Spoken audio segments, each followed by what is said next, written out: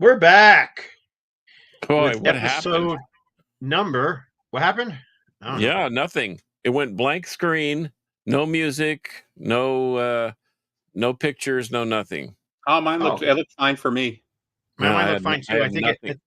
I think it went out okay because it looked like it was No, fine to me. I had but- nothing on my end. I was like, oh no, production Nope, value nope. deluxe. We're okay, but we are having all kinds of production issues this morning. Kevin was on, then we lost him. He had no sound, so he's trying to figure that out. So hopefully he'll be back before we get into our topic. But we are on episode number 253, and we are going to be talking about underrated favorites. But before we do that, go around the table. Anybody wants to have anything to say outside of our topic? Now is the time to say it. I got something to say. I just did an event poster for we had a local metal guitarist, Cesar Leza. He's been in a ton of different bands. He's a great dude, HVAC guy. So if you need your AC or your heating system worked on, please give him a call if you're in the Dallas-Fort Worth area. But his mom and sister lost their house to a fire, and they're going to have a huge event.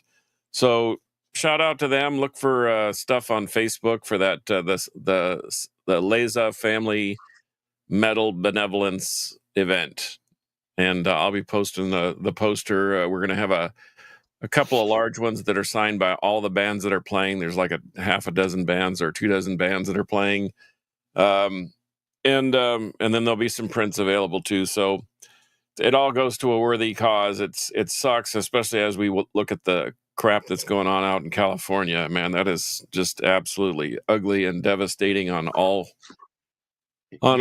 sides. And whatever you do, send your positive vibes that direction, because it is just a complete mess, mishandled by their local and state governments, and it's just a terrible tragedy. But anyway, so on a more positive note, it's good to be back, and it actually feels like winter in Texas, believe it or not. It's been cold here, and we're expecting mid-20s for the highs and low teens for the lows next week. So it actually feels like winter. It's great. Yeah, that's the way it is here too in New Mexico. It's been cold. Matter of fact, yesterday I was on a 2-hour phone call with somebody, and before I got on the call, I put the dogs out, and it was nice out.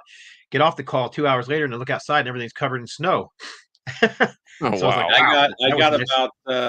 I got about 5 or 6 inches of snow. When was that? Maybe 3 days ago. There's still a little bit of ice in the yard and stuff, but yeah, we got a pretty good snow for the first time in, I don't know, 5 or 6 years maybe. Yeah, Thursday and Friday it snowed here last week and just paralyzed the city. That's when it was. It was Friday. Yeah, we got about 5-6 inches here. I do got to say, but this, even though the snow. Oops, we lost me. Can you still hear me? Yeah, I can hear you. Okay, cool. Yeah, even though the snow came down, and like I went out and looked another hour later, and it was all gone. So it melted as quickly as it came. So, but Yeah. Weather aside, anybody got anything they want to show? New stuff they got in? Shout outs. I know. Well, we you're were gonna do just your talking about it, so I'll show this one real quick, just because. So I'm not a big black metal guy. There's a couple early bands that I like. I like black metal when it was still metal before they added all the symphonic stuff, and that kind of ended it for me. But I bought this when it first came out, the CD, and I think it was 95, and it's always been one of my favorites. But this is the Borknagar debut. This is straight up black metal. This isn't the Borknagar from every album after this, where they added not the Viking, but the it's almost like technical metal now, huh? Yeah, it's a little techie and a lot of keyboards, and Whereas this one was just really killer German black metal, really good. I pulled that out for a video or for the metal tag, and I've been listening to it quite a bit today. So, hey, we have a visitor. Look at that. Hey, who is that guy? I thought he was banned. Yeah, we should ban him, huh? Yeah, we should ban him. No, we should. What's up, Actually, Damien? we need production help today. He could just unban himself. So yeah, he'll just yeah. There you go, Xander Harden. I sent Xander a Metal Roundtable T-shirt. He is in Colorado sporting that bad boy right about now. So welcome. Right on. Yeah, we got we're supposed to have Tanner Poppet on today too from from Madrost. And various And, things. And that's Let's a see, great that's a great underrated favorite too. That's the first 3 Madrost albums. we got the metal Wargod on here. Can we hear him? Hello, guys. Yeah. Oh, there he is. We can see you, but you look like a still photo. Oh, there you go. I can see you. I can hear you, but for some reason, I was on my laptop and it wouldn't work where it worked last week, so I had to switch to a different, smaller one. So now we're here. Good. Right on. Well, we're just doing shout outs. Do you got anything you want to say or show before we get into our topic? Actually, I do. Anyway, guys, Good. it's damn cold here. I'll tell you. That's that. And it's going to get colder next week. Our highs are going to be 15 below. That's what we just talked about that right before you got on. Okay, new albums I think you guys would enjoy here. This Michael Schenker here, Guitar Master, brand new. I found. Is it a comp? It's actually got guest singers on there. It has Leslie West, Jeff Scott Soto, Ripper Owens, Gary Barden, Paul Diano, Sebastian Bach, Robin McCauley. Right on. Is it? That's all new songs or is it old songs? It's basically kind of UFO related stuff, but it's cool. Good. Some thrash here, new thrash for you guys. Some Eternal Evil. Oh, nice. I never heard of them. New one to me. And then I finally picked up the second Butcher album, which is a very weird name to this. 666 Goats Carry My Chariot. Kind of black and thrash. Last one is finally picked up, finally arrived. Oh, the new Paragon. 2 months, but we have her. Had to go elsewhere to find it. What do you think we should? Do you think we should ban Ryan Roebuck too? No, let's let him stick around. I mean, he hasn't really done anything to curse the show. Although that's why he should be banned.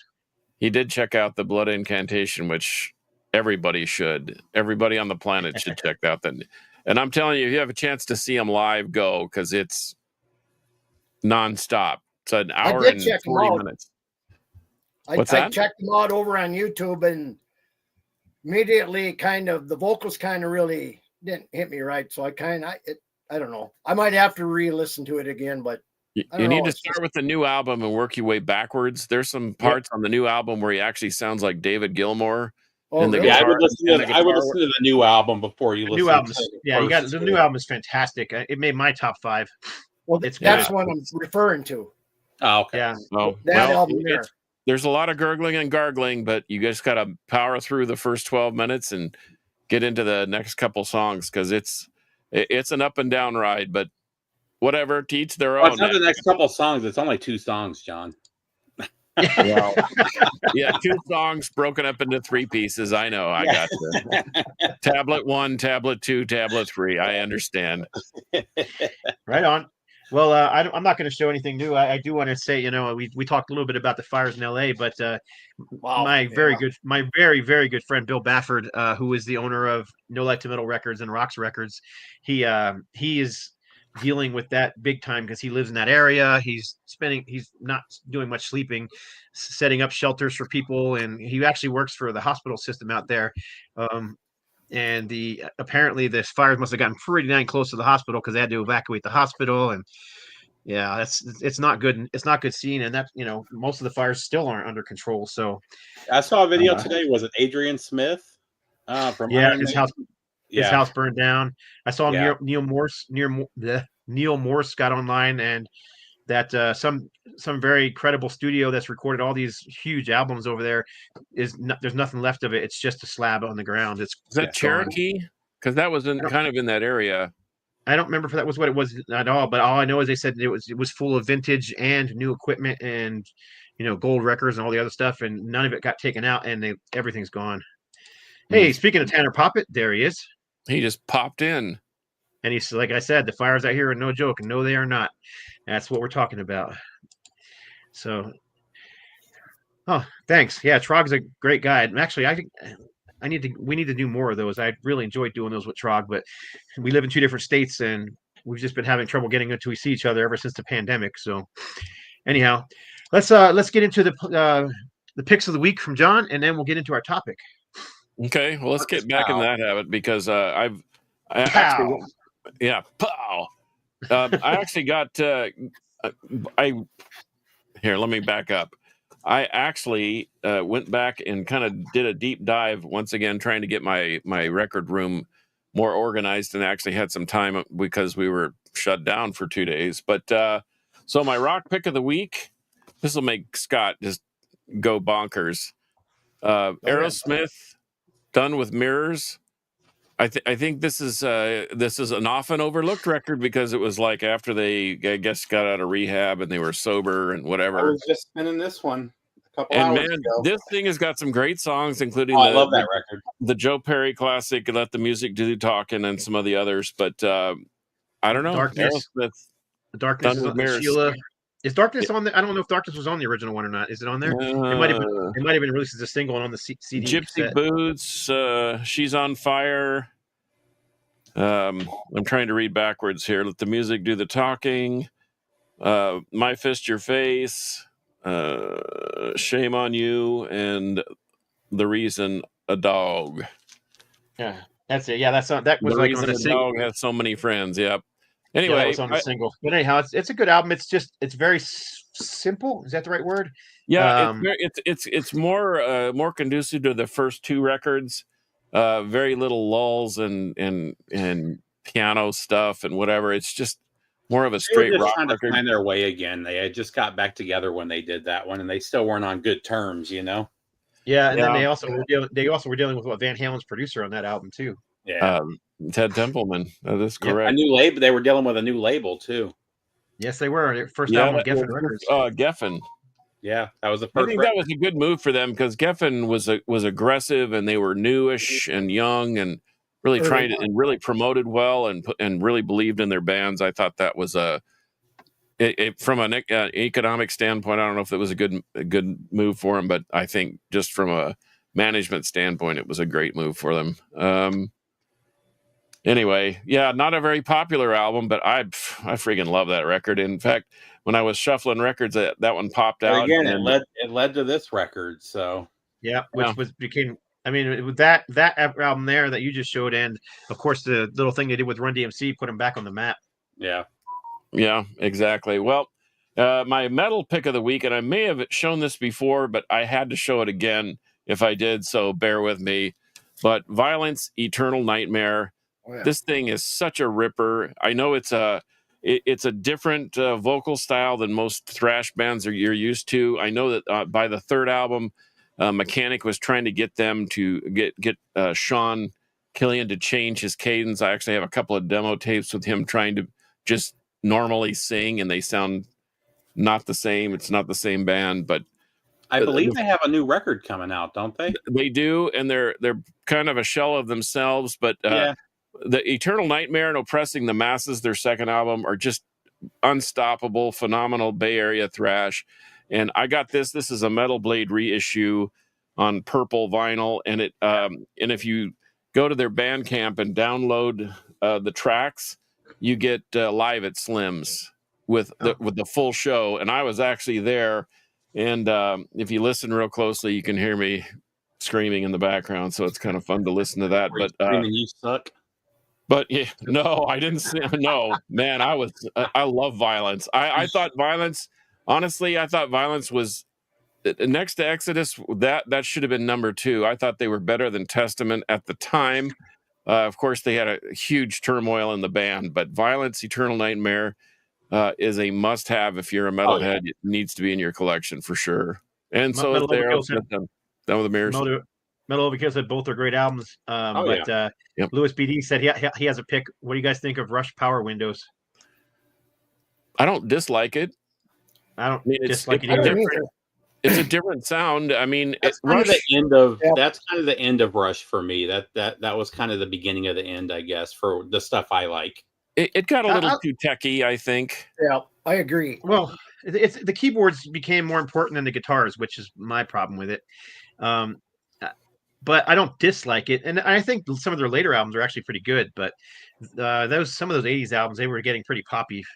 I think they you went know, out as a on their drummer shield, though, as a drummer, I don't like the later stuff when Neil Peart was. I don't know. He got kind of formulaic later on, where Yeah. he wasn't early on. I think he was just disinterested after a certain point. Of course, he lost his wife and his daughter, and Yeah, Yep. Yeah, he is also the replacement drummer though. So I just want to throw that. that's out. true. Yeah. What's that? He was is the also replacement the drummer. replacement drummer. Yeah. Yeah, but let's be honest. That's if I had to replace myself with a drummer and it was Yeah. Neil Peart, I would have no disparaging comments about him. Exactly. But All right, well, let's get into our show. We'll do like I normally do when we're showing albums. We'll just go around the clockwise. So we'll start with Steve, then we'll go to John, and then Kevin, and then myself last. I'll And start I with will be one that me and Scott have talked about many times over the years. I am going to make a quick comment, though. I'm going to also be showing a couple albums for Tanner Poppet, who was supposed to be here, and he's watching, but I don't know, got stuck at work or something. So I'll show his too. But go ahead, Steve. Sorry. Yeah, so I'm going to start off with one that Scott and I have talked about, I don't know, probably dozens of times over the last decade and a half or so. I think this is one of the most underrated thrash speed metal albums of the 80s. And all the guys in this have gone on to be a couple other amazing bands that Scott's associated with. But I'm going to go with Vicious Attack from Abattoir. That's a great These album. guys just do not Oh, yeah. get the love that they deserve. This was just this is just an amazing album. Yeah, they were an LA thrash band before. I mean, what year did that come out? Does it stay on the back? 83. Yeah, Yeah, it was like pretty 83 or early, 84. It was pretty early. I mean, you always hear, Metallica and, Anthrax and all those bands were first, but yeah, that was pretty early, and it is, to me, it's straight up thrash. Now, the next album, 85. It's early 85. okay, but I mean, still, it's straight up thrash. It's not speed metal like a lot of people claim that the band is. I think they went the speed metal route on the follow-up album, but that album is just pure thrash to me. No, I call it thrash. You know what? That's one of the bands that I've heard people like to argue about whether it's speed metal or thrash. Yep. Same I mean, argument. it's straight up thrash, and and I mean, let's be. I mean, how many of the guys are in Evil Dead now from that band? Oops, we lost John. Hello. Now they're in Anger is Art. Yeah, the rhythms, basically the lead guitar player and the drummer are now in Anger is Art from Evil Dead. There he is. Jeez, what is going on, man? Something in the I water. don't know. Tech issues today. All right, you're up, John. Go for it. Yeah, I was gonna say, Steve, the Abattoir, they get. I think they get into the same rut as like Agent Steel. I think they're a thrash band too, Yep. although they do have power elements. But anyway, Well, there's a couple bands though. They're one of the bands that I think were thrash before thrash was really a thing. Them Artillery from where was Artillery from? I mean, if you listen to Artillery stuff from '82, they were already a thrash band. I don't know why I was thinking that they're from Germany, but yeah, you're right. They're from Denmark. Yeah, I do the same thing. I always think they're from Germany, but are they Dutch or I don't remember where they're from Denmark. Denmark. But yeah, Fleming Rasmussen. That's why Ride the Lightning from Metallica sounds so great. He was the production guy in that, and that dude can riff like nobody's business. Yeah. Well, this is kind of obscure, but I thought that's what we were talking about, like obscure, unknown, kind of weird stuff that just I could listen to on a loop. But speaking of Rush, we already talked about it. This is Envy of None. This is Andy from Marillion and Alex Lifeson. And they have an ethereal female singer that also plays bass, Brandy or Sandy or Wynn. And man, I can listen to this thing all day long, and I have it's kind of a crossover. It's something between. It's not Rush. Trust me on that one. It's more shoegaze, ambient, slow, but it is a rock record. It's Pink Floydian in some respects. If Pink Floyd had a female vocalist, this would be kind of like Dark Side of the Moonish. But anyway, very, very cool. I'm gonna have to give it another spin because I played it a couple times when I first got it, and I don't know if it's just because it wasn't what I was expecting. Because definitely is not a guitar record. No, it's not. In fact, he's just there. I think Alex Lifeson is just there. But I think it's a cool enough project to where I would listen to it more. I've been listening to it kind of on a loop, but I've sort of been into a shoegaze thing, and then like that stuff that I'm doing for the 128 dB rock thing. I do more than just the Crypt because they need content to sort of stuff in the holes that are in the schedule. So I've been doing everything from prog metal to doom to shoegaze. So anyway, but that What's would up, be Shannon? one. Shannon Fry's with us. Yes, man. From the I'm mighty, telling you from, what. from the mighty Avenger of Blood. Get your mouthpiece and your neck brace out because Avenger of Blood is coming back with a ferocity like they've never had. All right, Kev, you're up. All right. I came across this man in the old Headbanger Balls days. And this man really, I don't know, they got lumped into a category that they didn't sound right for Headbangers Ball. And this album was a grail for me. I found it. This album here, I loved it. Asphalt Ballet. Oh, yeah. Good album. You guys remember I forgot Asphalt about that. Ballet? Of course, yeah. Nope. Hard rock. Maybe a little borderline metal, but these guys, I mean, a few of their tracks on here. Hell's Kitchen was kind of a staple on MTV. Headbangers, Soul Survive, Tuesday's Rain, pretty much. But kind of bluesy, heavy hard rock, maybe borderline metal in a few areas, but a band Are they that kind of really like Wrathchild, or is that a good comparison or not? I'm having a hard time picking someone. They're hard to like. describe, really. God, if I were to say anything, I don't. Vocally, maybe Motley Crue early, maybe, but these guys, just playing Black Vinyl on this, but these guys, I don't know, they don't get a lot of love at all. They only put out 2 albums. I just looked it up on online real quick, and I said bands similar, and they came up with Saigon Kick Tracy, Every Mother's Nightmare, and Shotgun Messiah. So it just sounds like one of those bands that came out in the late 80s, early 90s, and just there were so many coming out that kind of dirty rock and roll. Yeah, definitely dirty rock. Not hair metal, but yeah, just that kind of dirty, raunchy rock and roll. Yeah, exactly. Yeah, but that's a really good album. I have it on CD, but I kind of forgot about it. Okay, I guess I need to. Oh, I have to pick one, don't I? I'm gonna go with one of the heavier albums that I don't know how popular these guys are. It's funny because I have a lot of friends who are heavier in death metal than I am, but I play this album a lot. I absolutely love this record, and this is Beyond Creation. Oh, this is their third album. I didn't know they had a third album. Yep, this is their third album. This is actually the alternate cover. The actual cover looks like I'm sure everybody's seen the actual cover because I've shown it before, but that's the actual cover. This is a box edition that's got all kinds of crap inside of it. But they're just a very unique death metal band, not unlike who were we talking about earlier, Blood Incantation, where it's just they don't really sound like any other band to me. The bass player reminds me a lot of the bass player from Status, does a lot of that slide stuff, and which I think gives it a unique sound. Yeah, it's I love it. It's heavy, it's death metal, but it's got a lot of melody as well. So yeah, and already somebody's saying, yeah, great bassist. So exactly, it's almost like Iron Maiden playing death metal. Yeah, we're getting a few of them people talking about it, but someone else said love Every Mother's Nightmare. We'll check out. Yeah, they're similar bands. Someone else said Faster Pussycat. Yeah, but not the first album from Faster Pussycat. Probably the later albums from Faster Pussycat, because the first album is from Faster Pussycat was just straight up sleaze. And while I'm at it, let me show Tanner's first pick. I'm only going to show 2 because that's all he gave me, but he picked Sword Metal. I love that record. That's a great. I love this record too. Yeah, it's a great record. 12 out of 10 right there. That one's great. Yeah. He picked this one. He's like, here's my first pick. And I'm like, oh, I'm stealing that. He's like, no, don't steal it. Show it for me. So I was like, yeah, all right, I'll show it for you, man. The next one that they came out with is not near as good, but that thing is a ripper. I like the second. Actually, so when Dave Ellefson bought the Combat label, he did a live album. What was that? Maybe 5 years ago. Yeah. Yep, I have it. Gordon, that's really good too.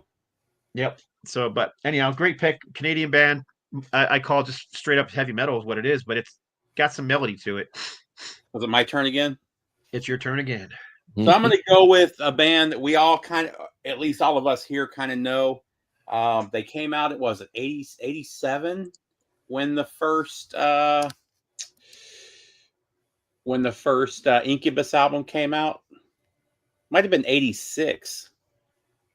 No, 88. I'm sorry, 88 when the first the Incubus that's now Opprobrium or whatever that is. Yeah, Opprobrium. Opprobrium. Yeah. So this was the first album with the Opprobrium name. So a lot of people don't realize this. They were actually a Brazilian thrash metal band.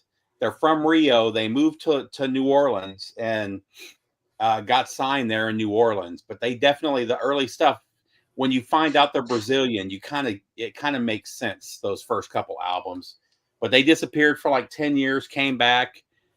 Even though they could have fought for the rights to Incubus and won, they just couldn't afford to go up against a major label, the major label that Incubus was on. But man, all this Opprobrium stuff is fantastic too. Unfortunately, I think they split up again during the pandemic. It's just the two brothers left, but they don't have a bad album, and they're all that just killer death thrash that all worth grabbing. Before we move on, let me here's a couple. So everybody knows George G's Room of Rock. That's George, who's been a guest on the show a few times, and he'll definitely be back again. It's a good pick. Catmandu. That's a great album with Dave King from Fastway. Yeah, very good album. I was always bummed that he left Fastway because I thought he brought something special to the band. And then Blackmore Rules. If anybody knows, I don't know if everybody. I think everybody here knows Blackmore Rules. It's Greg the Egg from YouTube Vinyl Community. Age of Angel. That's a great. Me and Scott were just talking about that. What, 3 days ago? Yeah, we absolutely were. It's definitely needs a reissue, but unfortunately, as much as some of the labels are trying, it's just not happening yet. So. Yeah, it's not going to happen. So anyhow, I think that was the only comment about. Oh, and then someone else said you need to check out the Devil with the Daughter from Incubus, a British metal band. So, and Glenn likes my shirt. Yeah, actually, I just got this shirt. It's the new album from the new tour, and it's a long story. I'll say another time how I got this shirt. So, all right, who's up? Me. Go for it. Okay. Well, since everybody's talking heavy, how about Therion's first record, In Darkness? And I know that they kind of got weird after like on their third record, and then it just got bizarre where they're in tuxedos and they have like a quartet of girls playing strings and weird. But anyway, this thing is so punishing. I think it defines Swedish death metal. This came out in 91. Yeah. And this is a reissue. I do have a real copy, but this is the one I play because I don't want to play the real one. But this and That Sentenced came out kind of at the same exact time. But this thing is just absolutely destructive. If you want to know the definition of Swedish death metal, this Therion In Darkness is the way to go. And I can't speak highly enough about it. It's brutal, but it's like, to your point, they actually had some melody to it. And it wasn't just all noise. It's a little less noisy and a little more melodic than, say, the Entombed Left Hand Path or Clandestine. I was about to say, I think I bought that and Entombed the same day. I bought both of those records and was just hooked. You can't go wrong with any of the 90 to 92 Swedish death metal movement. I think they're all unstoppable. Nirvana 2002, Sentenced. Grave, and I think Grave used to be called Corpse at one point in time, and then they changed their name after the demos. But that realm of Swedish death metal has really set me on my ear. I really love that era. Right on. Awesome.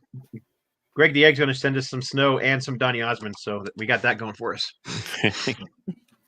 Right on, Kev. Go ahead. All right. A band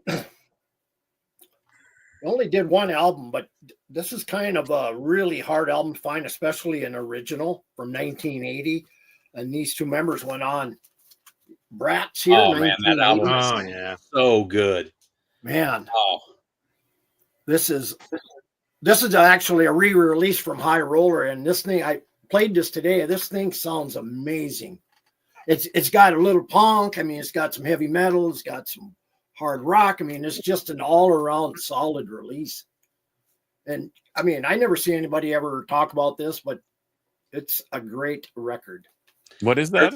it's Brad. It's Dinner Brad. and Denner, Hank Sherman, and Denner.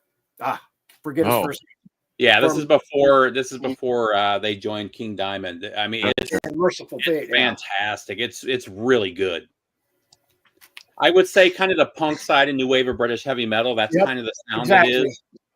Yep. Especially the second side is a little bit towards the end is a little bit more punkier. Yeah, and there's a live album too that's really good as well. Hard to find, but Yeah. I they're- don't think they're King. out I don't there. think King Diamond is on that album. No, No. it's pre No. it's pre King Diamond. Yeah, pre King Diamond. Yeah. Yeah, But, I think yeah, I the have only that- one they ever did. They actually formed in '77 and lasted Yeah. till '80. Michael Denner. Yep. Michael that's Denner, it. yeah. You know how it is. You turn on the camera and you get stupid. I do it all the time. Yeah. Matter of fact, I did my top 30 video not too long ago, and I was like, and that band that That's I common. just did a video and I couldn't think of Eric Wagner's name, and he's one of my favorite singers of all time. So yeah, I couldn't think of I can't remember now what the band it was, but anyhow, I'm up, right? So let me pick. I And did, by the way, our subject tonight is obscure records that you can't get enough of. underrated, obscure. yeah, it doesn't necessarily. I mean, it doesn't have to be that obscure. Just not AC/DC and all these popular things that everybody has. The regular Just stuff. albums mostly. that we love that most people don't know or people don't hate, that kind of Right. thing. But There this you is the go. one that I showed a few days ago, and nobody seems to know who this band is. But this is a band out of LA, much like Abattoir, early 90s, and it's made up of a bunch of LA thrash veterans. They recorded 2 albums, both of which are on this box set, but they are impossible to find other than in this box set if you can find one. But yeah, this is just straight up LA speed thrash metal. There's guys in here from, I think, Agent Steel. There's definitely Steve Gaines from Abattoir and Agar's Art and Bloodlust. Hyrax. Yeah, there's all these. Anyhow, it's a really good box set, but it's never been released on anything but this box set and demo tapes. If you have the original demo tapes, I'm really, really, really hoping, and this is a hint, that I can get this put out on vinyl. So hopefully with a better cover. But in any case, yeah, it's fantastic. Speed metal, thrash metal, what you want to call it. If you like bands like Toxic, Realm, Agent Steel, that's kind of the sound that you got going on here. So it's thrash metal, but it's got melody and it's got a singer who can he's aggressive, but he can also sing. Oh, and then I got to show Tanner's second one, and it'll be the last one I show for Tanner. This was his pick. Omen. I just broke that thing Omen, out the other yeah. day. In fact, they just got added to Hell's Heroes. That is Oh, sitting nice. right here. That exact album. Yeah, Sadist So- and Exciter dropped off, and Omen was one of the bands that got picked up for that show. And before we move on, I got to acknowledge this one, man. Yes. I love TT Quick, Medal of Honor. It's one of my That's all-time probably favorite my albums. least favorite of the TT Quick records, though. I do like that record, but I love that album, any of the TT Quick albums. But yeah, they never did get the notoriety that they could have had or you should have had. so right. going back to some early thrash that a lot of people don't know about. This band's first EP was late 84, early 85, and it was straight up thrash, super technical. Never got big. I think they have two full lengths and a maybe 3 full lengths. I think the first one was cassette only though. But from Milwaukee, Wisconsin, Endless War from Realm. Oh yeah. Yeah, there you go. Yeah. Perfect follow-up to Tactics. Oh, these guys are so killer. Another just super underrated. They should have been bigger. They were on Road Racer too, but this is 88. Right. They're kind of right between the first wave of thrash and the second wave. And man, if you run across this is a must-have record. There was a lot happening in that Midwest Wisconsin with Mortis Skuld and Morbid Saint, Yeah. and Oh, speaking Yeah. of Morbid Saints, I have that right here. Funny in The new one or the no, Oh yeah. the original. All right, so I got a couple more before we move on. Let me so we got someone said, yeah, I totally agree that Omen album is fantastic. And then someone else said Satan, and I'm sure he means the band, not the biblical character. yeah. Yeah, like I said, I happen to have the Omen right there. That's Y&T. Yeah, you could have picked a few Y&T. They had their time Y&T in the was a light. pretty big band, though. They're still they touring had- though. Yeah, Yeah, they had their time in the light. Yeah, The with first only two one don't member. really- Was. But People then don't think back in the day, though. Culprit's a good band, too. That's a great record. yep, Culprit's a good sin. Guilty as Charged is a good album. Kind of reminds me of Metal Church. That album does. Yes, Oliver I Magnum. have. Oliver That's Magnum. another great. Oh, yeah. That's a good one. I actually could have picked that one. Didn't come to my brain, but Weren't they from Grego said- Oklahoma? Because I know they played I did a tour with Attack, Steel Fury, and Fortress from Houston, and Attacks and Steel Fury being from SoCal, and somehow Oliver Magnum, we did a bunch of shows with them, and this had to have been in 89 to 90 ish. But I used to see Oliver Magnum all the time out in Cali when I'd roadie out there to go to Jezebel's or the Green Door or Gazzari's or the Whiskey. Anyway. Yeah. And then Grego said, "How about Brand New Sin?" And I would totally agree. You could pick any of those albums. I love those Brand New Sin albums. Were they? They Are they were New just- York? They're a New York band, aren't they? They're a New York band, but man, they have that southern drawl to their. No, I sound. like them. Yeah, I remember when they Yeah. first came out. I really dug their style because it was something that nobody else was doing at the time. I think I have the first Brand New Sin on CD. Yeah, I've got all three of them on vinyl now. Or they did more than three, but they had a different singer on the fourth album. I think they have a new album coming out too. I thought I saw they were on. They one are. of- I know they're doing a few reunion shows. So, but anyhow, let's move on. I don't want to get too. So someone said In Destroy. I don't want to just neglect all the people Destroy. because we have a Killer. lot of comments coming in. In Destroy, Culprit. Did they do albums? Yes, they did one album. that I Guilty as know of. charged. Guilty. Yeah, Yep. Guilty as Guilty Charged. as Charged, Yeah. Well, technically, they did Guilty as Charged live as well. Yeah. No, someone else talked about Oliver Magnum on their show a few nights ago. And they are from confirmation is they are from Enid, Oklahoma. There you go. Vane, No Respect. Good. That's a great interesting record. glam Yeah. metal album. Yep. So here's another one more, and then we'll move on to the next one. Attacker. Yep. Another one. Another band. good band. New album is good. All right. Who's up? John, you're up. Yep. You're number Am I 3 or 4? Yeah, I did Yeah. Realm. Yeah. Yeah, okay, here's another band I don't think gets enough credit. Ooh. Repulsion. One of Horrified. the greatest albums of all time. This That is a album full length, and they so have good. a bunch of 7-inches. This is actually the it's marketed by Earache, but it's on the Croesus Records. It's a UK pressing, and I've got the I'm trying to think who put it out. It might have been Earache that put out the one with the full length record on one album, and then the second album was all their demo stuff and some live tracks. But people said, "Oh, they're just a grindcore band." No, they're not. They're not. They are a thrash band with grind intentions and death metal stuff. But these guys freaking rip. I love Not just Repulsion. that, they were around in 85. That's Yeah. another band that was around super. I mean, their debut was 86, but they were already on the scene and making waves early. I mean, Yeah, and then they just sort of flamed out, and then I saw them do the reunion stuff. Gosh, that's got to have been 7-8 years ago, maybe 10. But they were touring and they were playing shows, but man, why they never put out another record, I don't know. But this thing absolutely shreds. And yeah, I and remember they did an EP in the 90s, but that was it. They had nothing. Yeah. Repulsion, Horrified. If you can find it on original, I like the way it sounds better on the original. It sounds almost too clean on the remaster, but to each their own. Just have the music. It's so killer. Necrosis Records. Necrosis Records. Yep. UK All right. press. You're up, Kev. All right, going back into 71. And I think this album, well, it's more of a compilation, but this is an album I kind of came across at a place in Duluth, Minnesota back in, I think it was 78 at, God, there must have been, I think it was the last place on earth. And I knew about this band and their song Radar Love, but this is actually the first golden earring I bought, hearing earring. Uh-huh. Huh. It's a Braille album, actually. On the back, it's all Braille.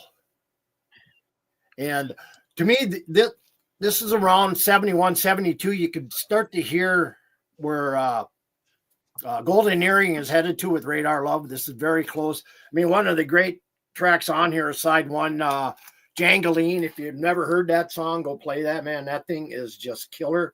But yeah, some early Golden Earring. This, my earring collection goes back until I think 70 or 65. So, but fantastic album. I think you brought them up. I think you brought them up last week too in our 70s one, didn't you? Yeah, it was John had talked about the album cover, and I said, and I had two versions of it. I think he was talking about the lady one. Yeah. Yep. Yeah. All right. Well, my next one's going to be. I got two of them here, so I'll show this one first. This album, they only released the one album.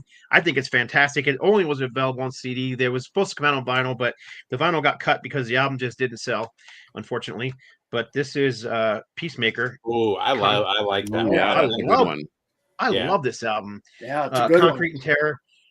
I have recently brought it back up to the label that put this out because I worked for the label that put this out. Actually, yeah, I designed the logo on this. I forgot about that. So I that have logo a with t-shirt for that. but yeah, I think I do too. But anyhow, it's just great, straightforward metal. It's got Scott Riff Miller from what band was he in? Come on, help me out. Tango Down.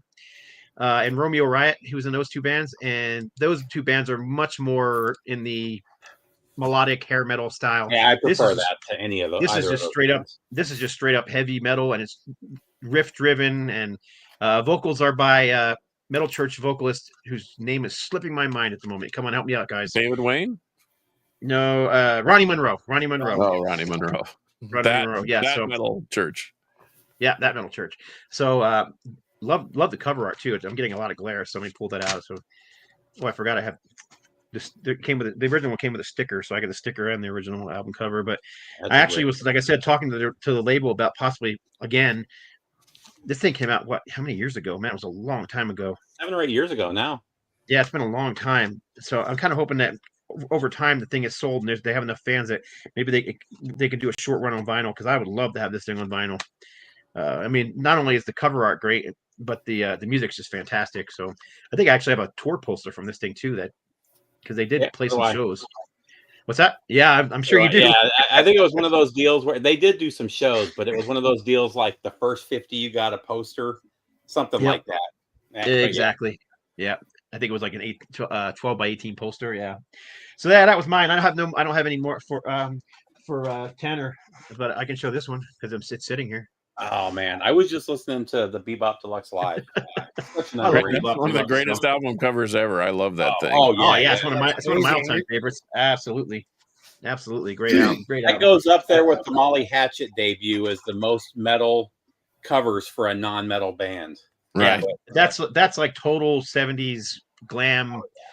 Right up there with like David Bowie and Slade and it's pretty hard rock too. I mean, it's not like wimpy. It's not like, but it is definitely got T-Rex, that kind of thing. In the wheelhouse with Sweet Desolation Boulevard. There you go. Yeah, exactly. Yeah.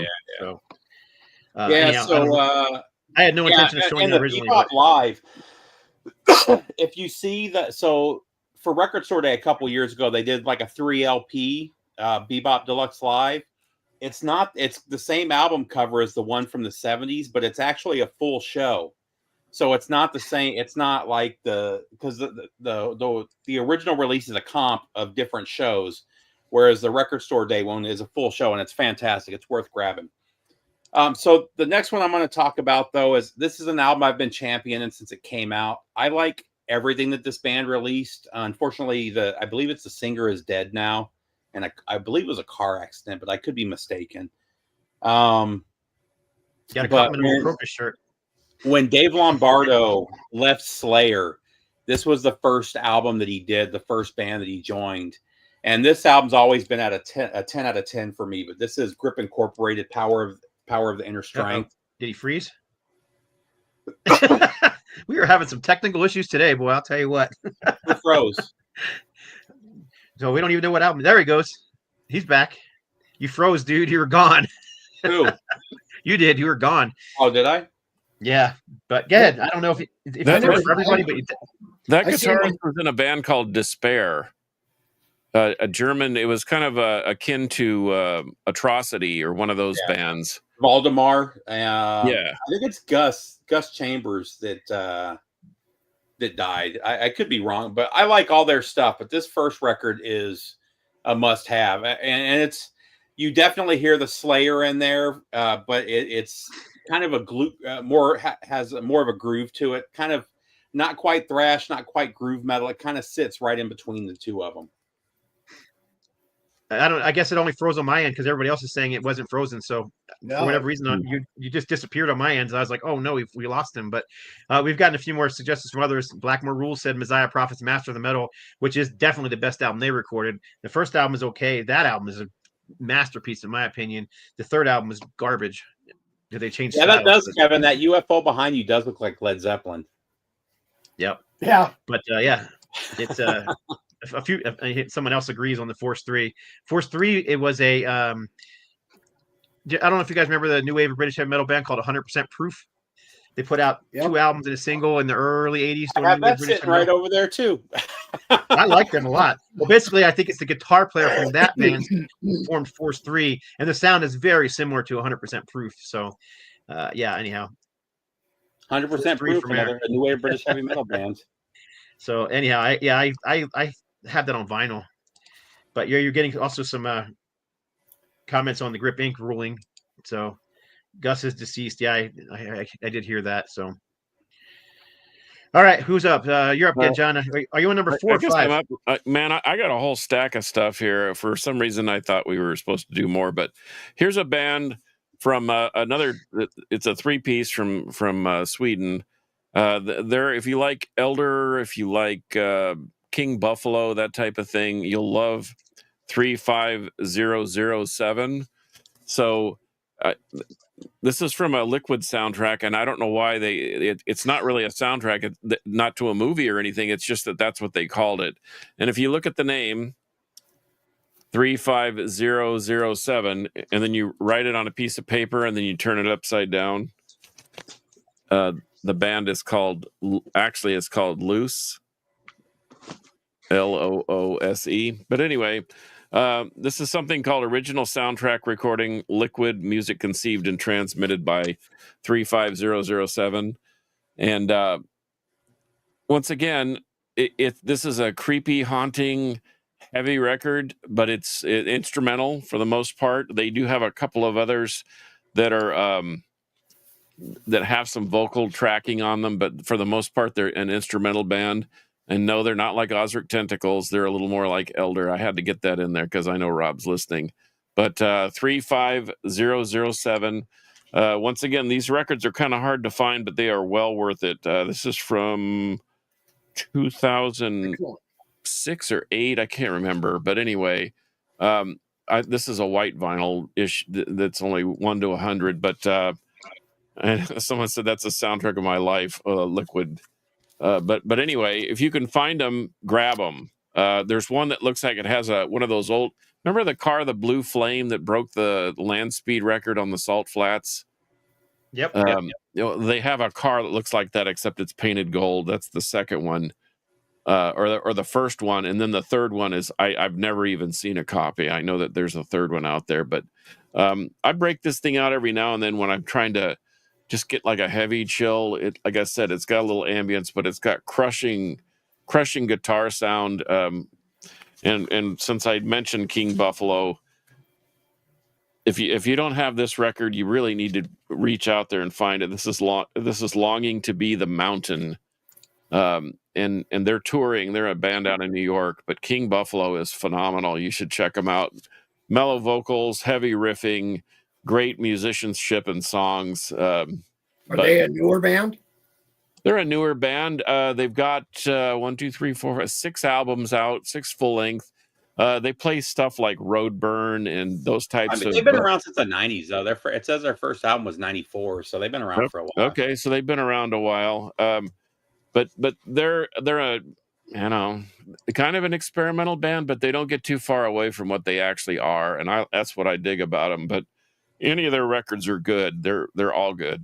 So put them on your radar. King Buffalo. If you want just a change of pace, it's metallic in nature, but it's not heavy metal by any means. Here's that 100% proof. Just to Yep, that's the first album. Yeah, it's good. It's like really Triumph good. meets Accept. Yeah, that was 1980 or 81, something in that area. Yeah, so I mean it's straight up new wave British heavy metal. Yeah, no doubt. We are getting a lot of people asking us to do it, and I've been getting this a lot, and maybe we'll do it. I don't mind doing a Christian metal episode in the future, but yeah, we're getting a lot of people asking for it all of a sudden. I don't know what happened, but where all of a sudden we're getting all these Christian bands being listed: Saint, Mortification. That's enough. That's when you got to get Glenn to come on for. Actually, I was thinking about possibly do in the future and bringing on Bill Bafford from Rocks Records. Yeah, there you go. But who's up? Kevin? I am. All right. Baker Gurvitz. That's the guys from Gun, isn't it? What's that? Is that the guys from Gun? Some of them. I'm not sure, but this Adrian Gurvitz, here's the inside here, but the gatefold, I mean, it's just one complete. For coming out, I think this will come out 74, I believe.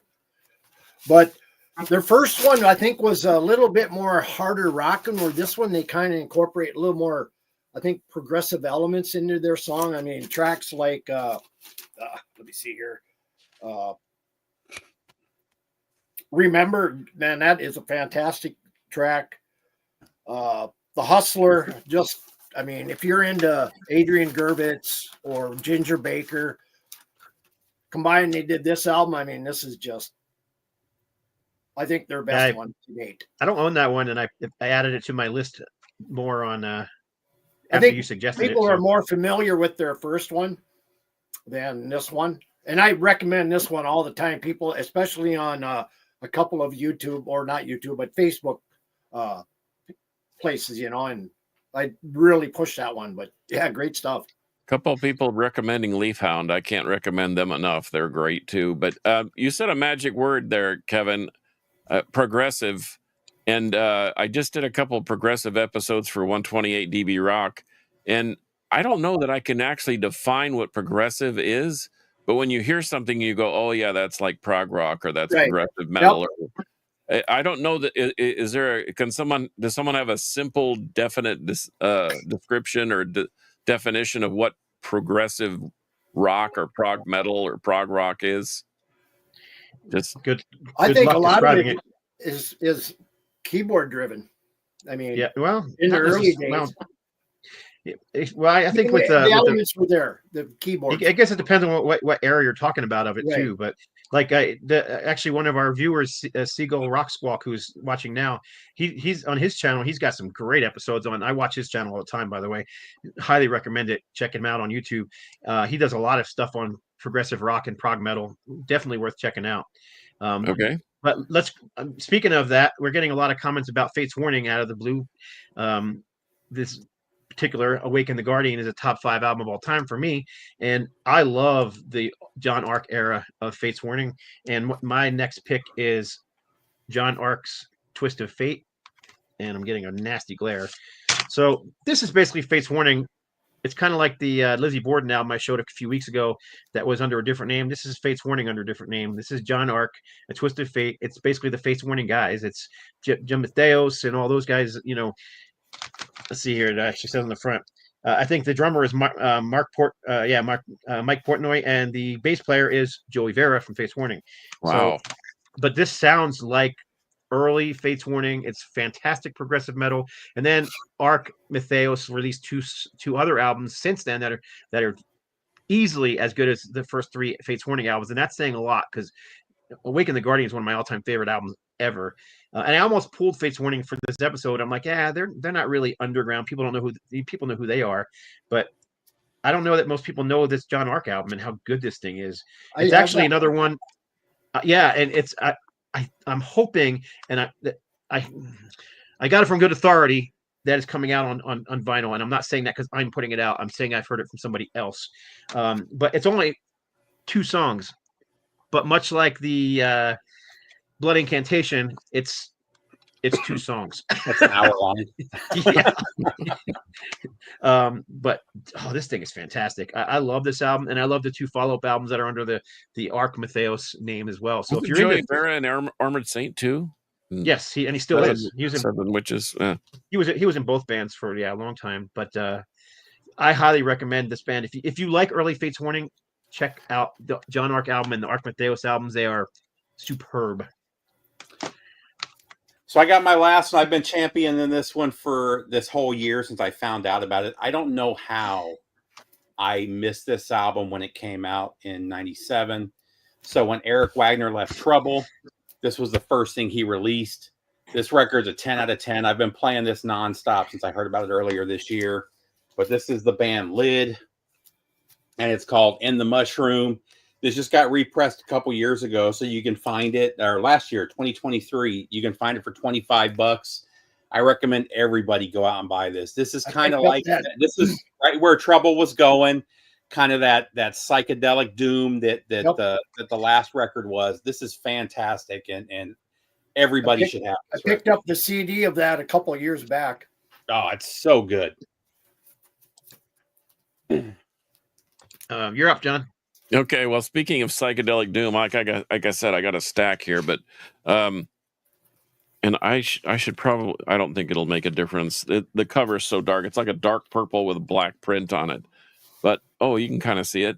Kind of see it, yeah. This is a band from Mexico City called Weed Snake, and I don't know, I don't know Sounds what like they're a doom band.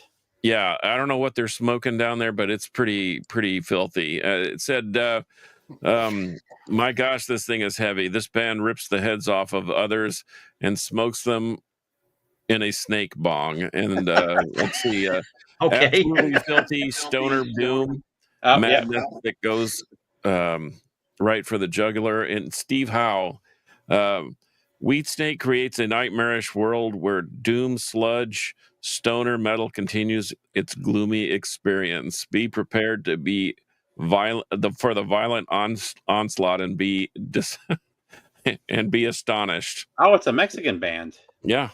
Oh, very cool. They have several. This is their most recent offering. They do have a live one out that's really good, but yeah, this is not for the faint of heart. In fact, they almost lean harder to a death metal, growling, gurgling, and gargling. But they're really good. There's a lot of bands in every genre, and some of them just hit you the right way. But this one, some of the earlier stuff is a little too campy for me. But this thing is absolute crusher. This is a must-have. This is a Grimorium Cannabinarium. Anyway, just look for the dark purple one. And can you say that 3 times fast? Yeah, no, I can't. But I've played these on the. I can't even say it slow. Let alone. Well, their album names are great. The first is Weed Snake, then Reburn, then Cannabinoid. Yeah, no, and they're all good. I mean, but as they get closer to this record, they get better and better. I think. So this is on Things from Beyond Records, and they are absolutely punishing. I would love to see them. I would love to see them live and see if they could pull it off live. And rumor has it they're going to be touring into 2025. So I'm keeping my head on a swivel looking for that. Someone mentioned Engine. That's a good band too. They're a little more modern than Fates Warning, but still good stuff. You're up, Kev. All right. Still in the 70s here. Best of Babe Ruth. Oh, yeah. Guys, forgot about Babe Ruth. Kind of Jenny Hahn has kind of got that gritty, bluesy, soulful vocals, a la maybe Janis Joplin and the singer for Zephyr in the early days. But this is kind of my intro to this band, and then it kind of spiraled to this one here, which is their debut. I mean, and I think this has been re-released here recently too. I actually, believe it or not, Kevin, I saw Babe Ruth with Pavlov's dog and Head East. Wow. Back in the, and this is putting an age on me, but anyway, yeah. Speaking of that Babe Ruth, check out the Pavlov's dog too. They just got reissued, and they sound killer. Well, Babe Ruth is actually still touring. Well, there you go. No, I didn't know that. That's interesting. It's predominantly the same lineup, maybe minus a couple that have passed, but she's still in there, still doing it. Huh. Right on. Well, I pulled several too, just in case we didn't have enough people, or in case somebody pulled something that I pulled.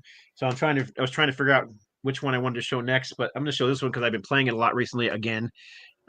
This is Super Shine. And as you can see, it's got the King's X and Fate's Warning, King's X and Trouble logos on there, because that is exactly what this sounds like. It's a mixture of Trouble and King's X. So you've got basically why does that sound like King's X though? You have the guitar player from Trouble on here, Bruce Franklin, and then you've got the vocalist and bass player from King's X. So it's just a massive, heavy, groove laden album. I love this album. I have it on vinyl and CD. I've got like 2 or 3 different pressings on the CD. This is definitely the best sounding one. This gold disc version. I think it even sounds better than the vinyl pressing in this particular case. And that's much credit to our friend Rob Caldwell, who mastered this version. Who has been banned from the show. Yeah, he's banned, but yeah, super. But I'll quickly. I mean, I know we're out of time, but this is one of the other ones I was going to show. This band's a little more popular, but I love Fireball Ministry, especially this album. Seen them live several times. Basically, I have that on CD. Basically, I have it on CD too. Basically, a stoner rock album. So, but a great one at that time. Pavlov's Dog. All right. That was for Papa Wayne's benefit. We Pavlov's are just dog, just like the reaction. You hear the bell, you start to salivate. It's funny as somebody's talking about 70s Angel. The first thing I thought of, because you were showing all these 70s albums, I'm thinking, man, there's some great 70s albums I could have shown. The first one that came to mind to me was that Bucks album, Bux. Oh yeah, that was Punky Meadows' first band. Yeah, that not his first band, but it's one of his first bands. Yeah, because his first band was Cherry People. There you go, right there. That album is so good. That's a great record. Yeah, Scott. We were flipping through records here, and I flipped right past it. Scott's like, "Go back, grab that." And I picked that one up. So I just want to show one more before we go. Yeah, that's fun. They do White. Let me quickly say though, on that Bucks album, they do White Lightning, which later became Angel Song. Yep. But go ahead. Sorry. I just wanted to show this one because you can still get this one. I've been playing the shit out of this lately, but Fueled by Fire. Oh, dude, that's album that's worth having. This thing is so good. This was 2006, 2007 when this came out, and made no waves, but it should have. I mean, this takes you straight back to '85 Los Angeles. It's just I've been in a huge thrash vibe lately, and I played that one here just recently. Their second one is equally as good, by the way. Yeah. And I'm glad they went with this album cover because the original album cover of this was horrible. Yeah, it was. Yeah, that's the Metal Blade cover as opposed to the the independent release. But yeah, and again, credit to Rob Caldwell. He mastered that thing, and he really, I don't know what he did, but so this was Backbreaker in conjunction with Metal Blade. So you got to go to backbreakerrecords.com. Yep. Well, those people who are watching, I actually had a discussion with the Backbreaker Records owner on the phone the other day, and he's interested in coming on the show and just talking about all the different things that involve record companies, things that people don't understand. Why can't you put out this release? Why can't you do that? And it's just we were just in this long discussion about all these things people are always asking for, and they don't understand the difficulties. And I was like, I thought that would be a fun discussion in the future. So sure.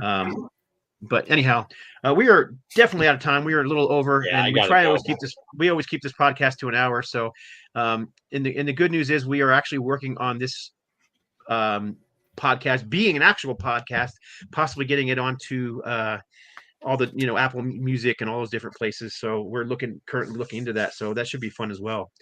But anyhow, I appreciate all you guys that watched, man. We had quite a few people watching. I didn't even get to post all the comments. I apologize if I didn't post your comment. I tried to keep up with it, but we don't have Rob here anymore to do the production quality. So I was trying to talk and keep up comments and everything at the same time. So, but that's it.